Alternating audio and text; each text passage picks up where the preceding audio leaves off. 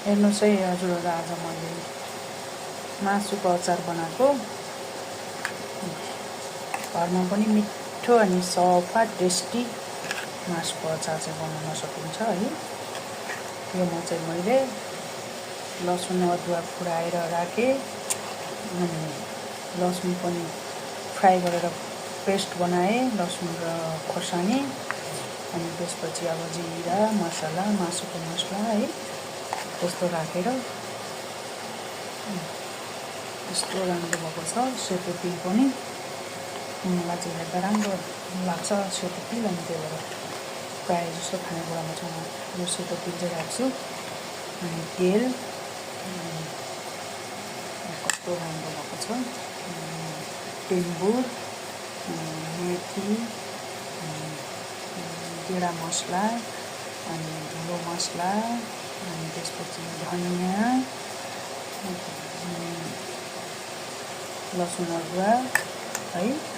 अनि यो मासु चाहिँ राम्रो गरी फ्राई गरेर, अनि तोरीको तेल है। घरमा अलिकति महँगो चाहिँ पर्छ होला, तर स्पेसल चाहिँ बन्छ है हजुरहरू।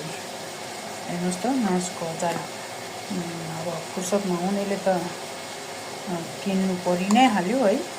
फुर्सद अलिकति फुर्सद छ भने चाहिँ धेरै टाइम पनि लाग्दैन मासुको अचार चाहिँ घरमै बनाउनुलाई। हजुरहरू पनि मैले चाहिँ मासुको अचार बनाएको चाहिँ अब बट्टामा राख्नु मात्रै बाँकी छ। अनि अब यसमा चाहिँ अब अलिकति हजुरहरूलाई कतिको चाहिँ अमिलो मनपर्छ अचारमा, मासुको अचारमा चाहिँ त्यही हिसाबले चाहिँ अलिकति भिनेगर राख्दिनु होला। अनि भिनेगर राखेपछि चाहिँ अलि लामो समय पनि बिग्रिँदैन।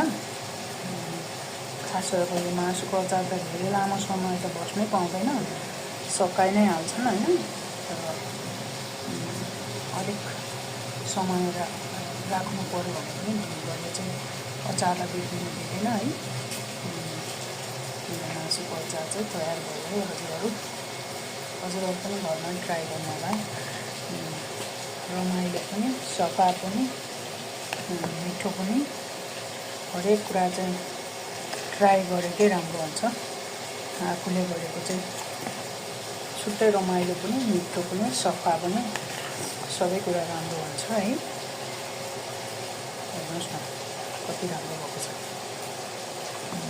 मलाई मेरो बाबुलाई चाहिँ अलिकति ग्रेभी टाइपको मनपर्छ, त्यही भएर मैले चाहिँ यस्तो खालको बनाइदिएको छु।